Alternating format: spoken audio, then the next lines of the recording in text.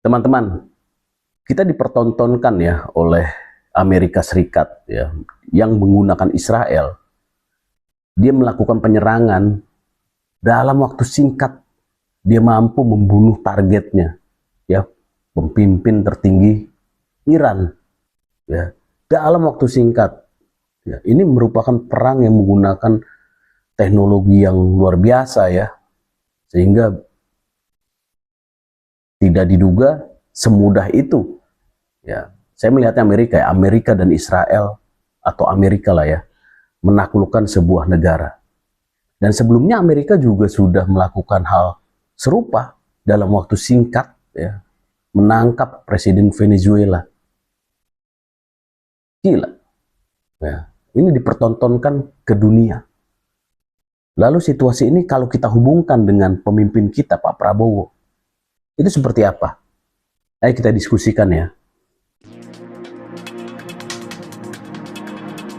Assalamualaikum warahmatullahi wabarakatuh. Kembali ke channel Rusian 98. Ya, jadi peristiwa penyerangan yang dilakukan oleh Amerika ya, dia membackup Israel itu sungguh mengguncang dunia ya. Dalam waktu singkat bisa membunuh pemimpin tertinggi Iran. Dan kita tidak mau terjebak diskusinya mengenai konflik internal atau politik internalnya Iran.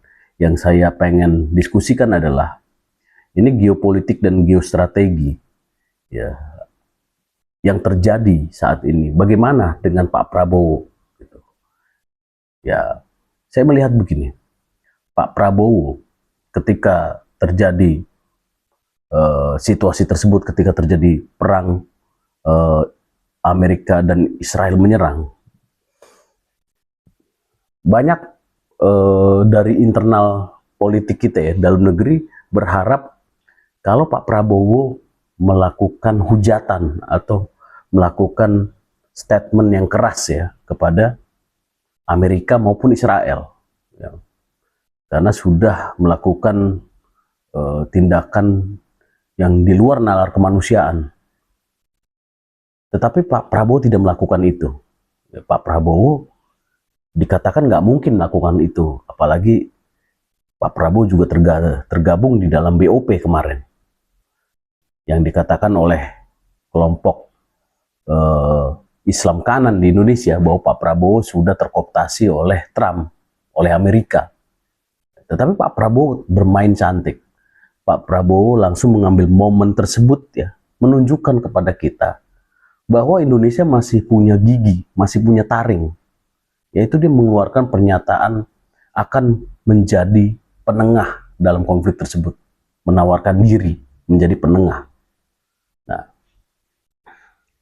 ini artinya teman-teman, Pak Prabowo sedang menunjukkan loh kepada kita, kepada masyarakat Indonesia juga ya, bahwa kita juga punya kancah di luar negeri politik kita. Dan Pak Prabowo juga menunjukkan walaupun dia masuk di dalam BOP ya, Pak Prabowo punya sikap yang berbeda.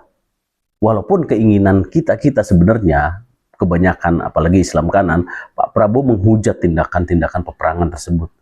Tapi Pak Prabowo tahu siapa yang dia lawan. Pak Prabowo adalah pemain geopolitik dan geostrategis yang ilmunya cukup luar biasa. Ya, mungkin kita memandang, masyarakat kita memandang hanya dari kulitnya aja. Kenapa Pak Prabowo masuk ke BOP? Kenapa Pak Prabowo sama Trump seakan-akan mengikuti dan merapat ke sana dengan Amerika ya? Tapi dengan kejadian yang hari ini, ya, kejadian hari ini membuktikan bahwa strategi Pak Prabowo itu sudah tepat. Ini menurut saya disclaimer ya. Kenapa sudah tepat? Ya, kita bisa saksikan gitu loh, 2 kali Trump ya, Amerika melakukan tindakan dengan cara cepat ya, menaklukkan negara orang. Artinya Amerika sekarang sedang menunjukkan powernya, taringnya yang luar biasa gitu. Lepas dari konflik internal dan situasi keuangan Amerika ya, Saya tidak membahas itu, tetapi faktanya sekarang Amerika sudah menunjukkan kepada dunia bahwa dia masih negara adidaya, negara yang kuat. Nah, teman-teman tahu nggak? Afrika Selatan, termasuk Malaysia, ya, yang kedekatannya dengan Tiongkok, ya, itu diacak-acak sebelumnya, termasuk Nepal, ya, diacak-acak oleh siapa? Oleh Amerika. Internal negaranya hancur lebur, pertempuran saudara, demonstrasi besar-besaran, ya. Oke. Dan salah satu kalau kita bicara teori konspirasi, apa yang terjadi di bulan Agustus itu adalah mainan Amerika. Ya. Jadi langkah Pak Prabowo mengambil cara merapat dengan Amerika Serikat adalah sebetulnya untuk mengamankan bangsanya sendiri, negaranya sendiri. Dia tahu kalau memang dia menjauh dari Amerika, ya, karena kan memang Indonesia awalnya sudah ikut BRICS, artinya dekat Rusia, dekat Cina. Nah, saat ini Pak Prabowo harus mengambil hatinya Amerika dengan cara masuk ke BOP. Selain memang di BOP itu memang ada amanat undang-undangnya kepada pemimpin kita, kepada negara kita, agar bisa menjadi jembatan menyelesaikan konflik di Palestina, untuk memerdekakan Palestina. Tetapi secara politik Pak Prabowo mengambil itu, ya, secara holistik. Untuk ke dalam negeri dia mengamankan, ya. Kemudian Indonesia juga butuh investasi, ya.